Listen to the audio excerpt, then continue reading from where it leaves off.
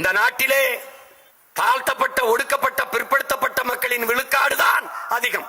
ஆனால் இந்த மக்களிடத்திலே அதிகாரம் இல்லாமல் உரிமையிலிருந்து அடிமையாக வாழ வேண்டிய நிலைமை வர காரணம் இந்த ஓர்மை இல்லாததுதான்.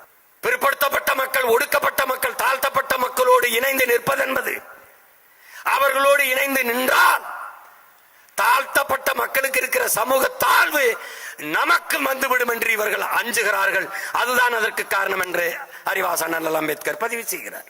பிறகு நீங்கள் செய்ய வேண்டியது, புரட்சியாளர் நமக்கு சொன்னது, நீங்கள் செய்ய வேண்டியது, நாம் செய்ய வேண்டியது, தாழ்த்தப்பட்ட, ஒடுக்கப்பட்ட மக்களை ஒன்றிணைக்க வேண்டியதுதான் இன்றைய இருகால தேவை என்கிறார். வயது வந்தவர்களுக்கெல்லாம் ஓட்டுரிமை, வாக்குரிமை கொடுத்து விட்ட பிறகு இந்த நாட்டின் அதிகாரத்தை பெறுவதென்பது அவர்களினுடைய பெறுவதற்கு எந்த உரிமை தடையும் இல்லை என்று போதிக்கிறார்.